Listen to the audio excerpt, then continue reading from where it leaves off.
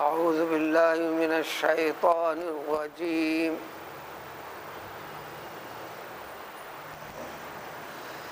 والذين آمنوا وعملوا الصالحات لا نكلف نفسا إلا وسعها أولئك أصحاب الجنة هم فيها خالدون۔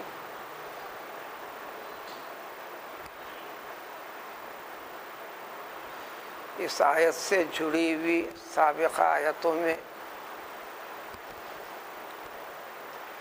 جنت کو پانے کے جو اعمال نہیں کیے، جو دوزخی قرار پائیں گے، ان کے بارے میں ذکر تھا کہ وہ دوزخ میں ہمیشہ رہیں گے۔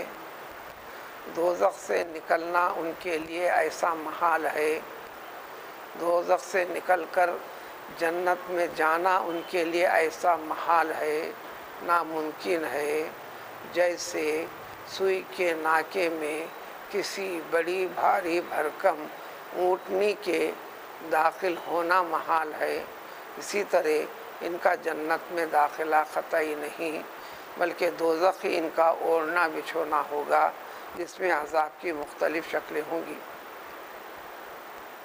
اسی کا برعکس جنت کا حال، جنتیوں کے صفات کا ذکر، جنت میں جانے والوں کے بارے میں دونوں طریقے قرآن نے وضاحت کر دیے ہیں۔ چنانچہ آج کی آیت میں ہے والذین آمنوا وعملوا الصالحات، وہ لوگ جو ایمان لائے یعنی مومنین اور عمل صالح کیے۔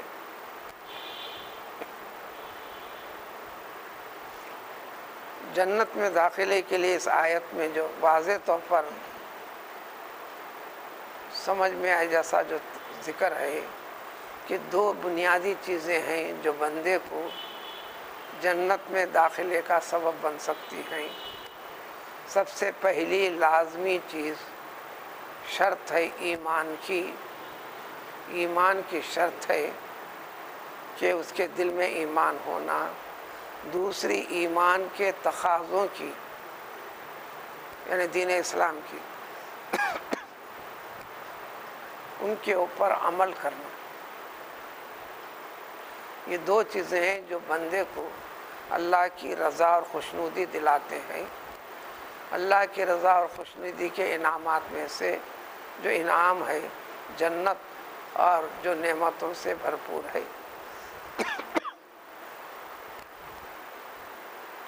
ان دو چیزوں کے ساتھ ساتھ عمل کو قبولیت کا درجہ ملنا ہے، یہ اللہ کا فضل ہے۔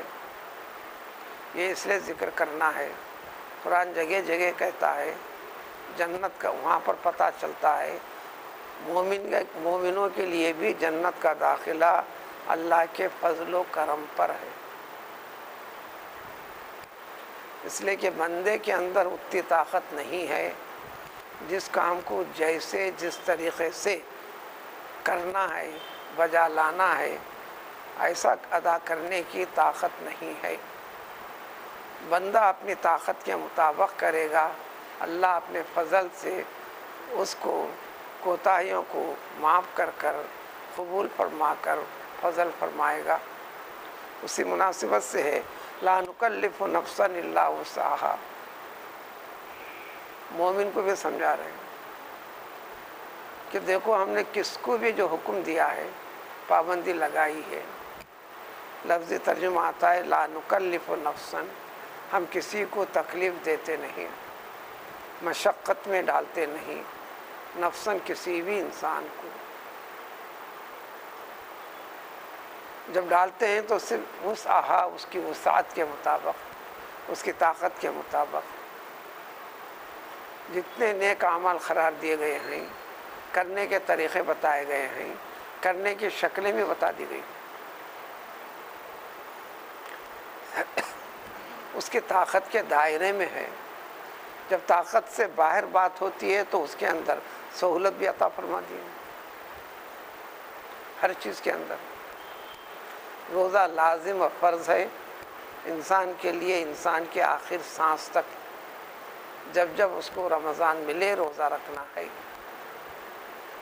جب طاقت سے باہر بات ہو جاتی ہے ایسی بیماری جس میں پلٹ کر آنے کا امکان نہیں ہے، یا بڑھاپے کی اس قسم کی کمزوری، اتنی زیادہ کمزوری کہ پھر صحت پلٹ کر آنے کا امکان نہیں اور روزہ رکھنے کی طاقت نہیں، تو اس کے لیے فدیہ کا انتظام کر دیا مالی شکل میں۔ نماز کے لیے بھی، نماز میں کھڑے ہونا لازم ہے، فرض ہے، نماز کا رکن ہے۔ آخری مجبوری کی شکل جب دشوار ہے تو قیام کی فرضیت اس سے ختم کرتے ہیں، بیٹھ کر پڑھنے کی اجازت دیتے ہیں۔ لیکن مسئلے کی نوعیت کو فی زمانہ آج کل کے دور میں انسان پوری طرح سمجھ نہیں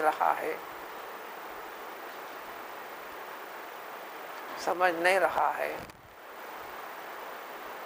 بیٹھ کر پڑھنے کو ترجیح دے رہا ہے، جبکہ نماز کا اہم لازمی جز ہے۔ اور پھر بیٹھنے کے اندر بھی پوری طرح علم عطا پتہ نہ رکھنے والے نیکی کی خدمت کے عنوان سے آرام دہ کرسیوں کا انتظام کرتے چلے، اسی کو منتخب کرتے چل رہا ہے۔ بڑے آرام سے ٹیکا لے کے بیٹھوں گا۔ نبی کریم صلی اللہ علیہ وسلم نے کبھی ٹیکا نہیں لیا۔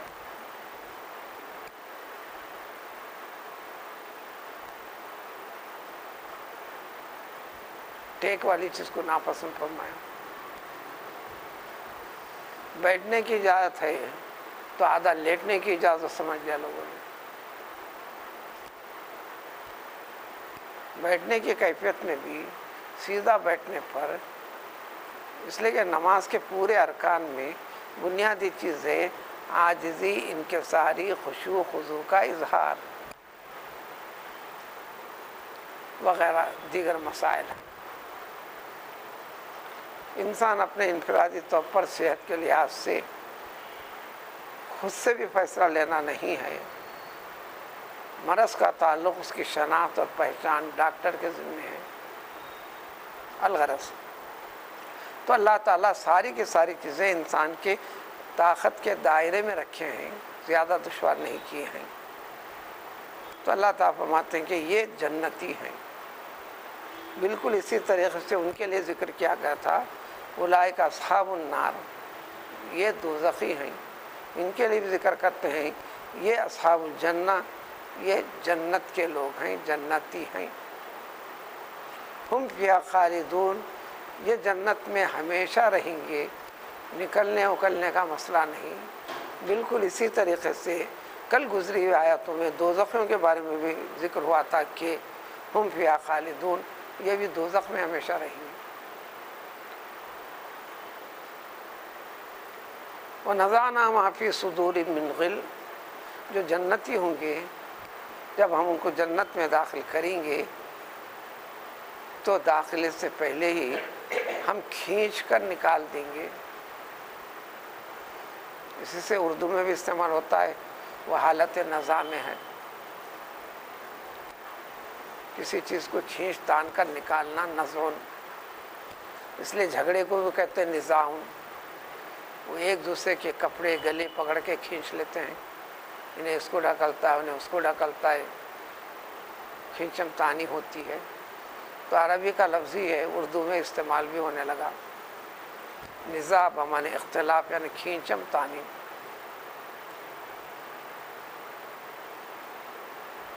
روح کے نکلتے وقت پر یہ اور بات ہے کہ فرشتوں کی جانب سے کچھ ایسی کیفیت ہو جاتی ہے، دیکھنے والوں کو کیفیت محسوس ہوتی نہیں۔ مردے کے لیے سب سے زیادہ دشوار کن مصیبت والا مرحلہ ہوتا ہے۔ اس میں بھی کھینچ کر بدن سے روح نکالی جاتی ہے۔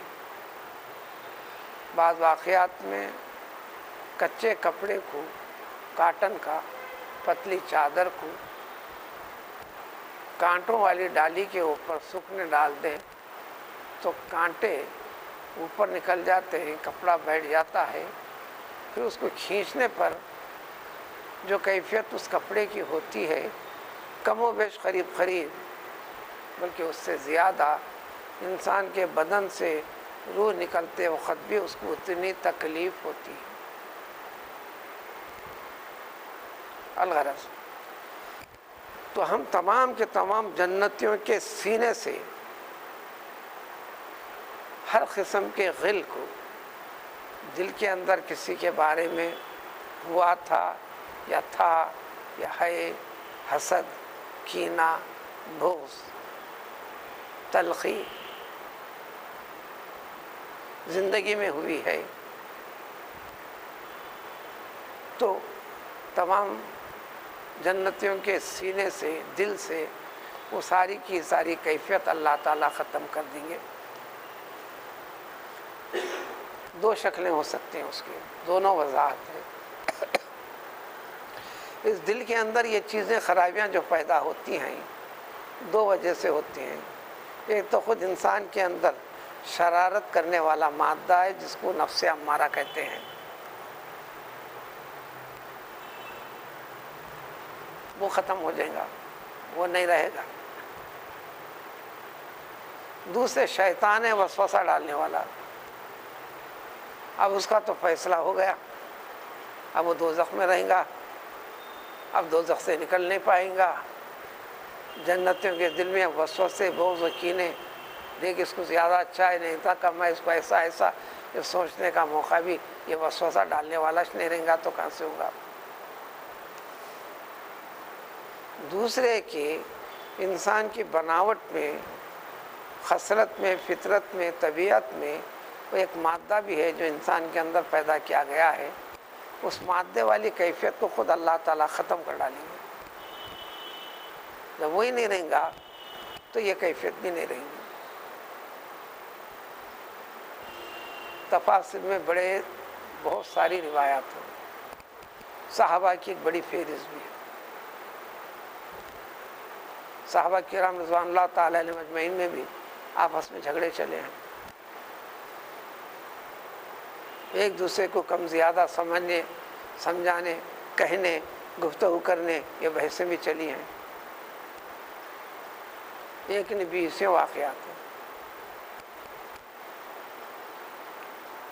ان جھگڑوں کو سمجھانے بھی لگے ہیں، رسول اللہ صلی اللہ علیہ وسلم تعلیم بھی دی ہے، لیکن پھر مل کر بھی رہے ہیں، معافی بھی مانگے ہیں۔ تو یہ خرابی کا کیسا؟ تو یہ مفہوم قرآن میں ایک سے زائد جگہ ہے، پھر آگے بھی آئے گا، اگلے پاروں میں بھی آئے گا۔ وَنَزَعْنَا مَا فِي صُدُورِهِم مِّن غِلٍّ کے ساتھ اگلے پاروں میں اخواناً علی سرور متقابلین۔ سب کچھ معاف کرنے کے باوجود بھی دل میں جو کھٹکا لے کر پھرا کرتے تھے دنیا میں، وہ کیفیت نہیں رہیں گی جنت میں، بلکہ انتہائی خوش و خرم، بھائی بھائی کے جیسا، دلی جگری دوست اور بھائی کے جیسا محبت کے ساتھ سارے جنتی رہیں گے۔ 20 وضاحتیں احادیث میں اور بھی ہیں۔ ہر جنتی کو جنت میں داخل کرتے ہی، دروازے سے جنت میں قدم رکھتے ہی ایک درخت ملے گا، 2 نہریں بہتی رہیں گی۔ پہلی نہر سے پانی پیے گا تو دل کی ساری چیزیں، اس قسم کے مادے پورے دل کو صاف کر ڈالے گا۔ پھر دوسری نہر سے پیے گا، اس سے غسل کرے گا تو پھر ساری کی ساری توانائی والی کیفیت، ہمیشہ رہنے والی کیفیت ہو جائے گی۔ پھر اس کے ساتھ ساتھ ان جنتیوں کے نیچے سے، یعنی ان کے محلات کے نیچے سے، سامنے سے نہریں بہتی رہیں گی۔ ایک تو نعمت کے طور پر نہروں کی تفصیل سورہ محمد میں آئے گی، فلاں کی نہر، فلاں کی نہر، فلاں کی نہر، شہد کی، پانی کی، شہد ایسا ہوگا، پانی ایسا ہوگا، دودھ ایسا ہوگا، شراب اس قسم کی ہوں گی۔ دوسرے اس منظر کے ساتھ جنتیوں کے لیے سرور کا باعث، خوشی کا منظر کے طور پر بھی یہ منظر ان کے لیے ہوگا۔ یہ سب کچھ اتنے بڑے انعامات ہوں گے، بے اختیار ہر جنتی کہہ دے گا، جنت پایا خود اسی بنیاد پر دنیا میں اس کو سمجھ کر مشقت اٹھایا تھا، اب کہے گا سارے جنتی الحمدللہ الذی ہدانا لہذا، ہر قسم کی تعریف اللہ تعالیٰ ہی کے لیے ہے، اسی نے ان ساری کی ساری نعمتوں کے لیے ہم کو ہدایت رہنمائی فرمائی، توفیق دی۔ اگر اس کا فضل نہیں ہوتا، توفیق نہیں ہوتی، کبھی کا بھٹک سکتے تھے۔ ایک آیت سے نہیں 20 آیتوں سے، اب سورہ فاتحہ کی اس آیت کی اہدنا الصراط المستقیم، الحمدللہ رب العالمین کے بعد وما کننا لنہتدی، انسان اپنی بے بسی کا اور اللہ تعالیٰ کے فضل و کرم کے بڑے اور عظیم ہونے کا اعتراف کرتے ہوئے کہے گا، جنتی کہیں گے ہم میں یہ طاقت نہیں تھی کہ ہم سیدھا راستے کو پکڑ کر ٹک جائیں۔ ہدا، راستہ دینا، ہدایت دینا، توفیق دینا، اہتدا نہتدی، راستہ مل جانا، اس پر ٹک جانا، چل پڑنا۔ لولا ان ہدانا اللہ، اگر اللہ تعالیٰ ہم کو ہدایت نہ دیتا، توفیق نہ دیتا، تو ہم بھی آج اس مقام پر، محل پر نہیں رہتے تھے۔ لقد جاءت رسل ربنا بالحق، یہ بھی اعتراف کریں گے یقیناً ہمارے رب کے رسول، نمائندے، یعنی کتابیں لے کر، پیغامات لے کر آئے تھے، بالکل سچ تھا، مانے تھے، ایمان رکھے تھے۔ اب مشاہدے والی کیفیت کے بعد یقیناً پورا حق تھا، دنیا کے بہکانے میں ہم بہکے نہیں۔ ہم تو ثنا میں لگے رہیں گے کہ اچانک آواز آئے گی بآواز بلند، ہر جنتی کو ہر طرف سے وہ فرشتے بحکم خداوندی یعنی مبارکبادی اس طرح پیش کریں گے، ان تلکم الجنت، ان تلک الجنت، تلکا ہے اصل میں، اس کی حالت بدلتے رہتی، یہی تو وہ جنت ہے جس کا تم کو وارث بنایا گیا ہے آج، بما کنتم تعملون، جو دنیا میں کہا جاتا تھا تمہیں عمل کرو جنت ملے گی، یہ جنت کا راستہ نعمتیں، تم یقین کرتے گئے، اب دیکھ لیا نا مشاہدہ، جس کا ذکر کیا جاتا رہا، جو پیام ہم خدا کی طرف سے لا کر تمہارے سامنے پیش کرتے رہے، تم نے مانا اور عمل کیا، یہی وہ جنت ہے، دیکھ لو۔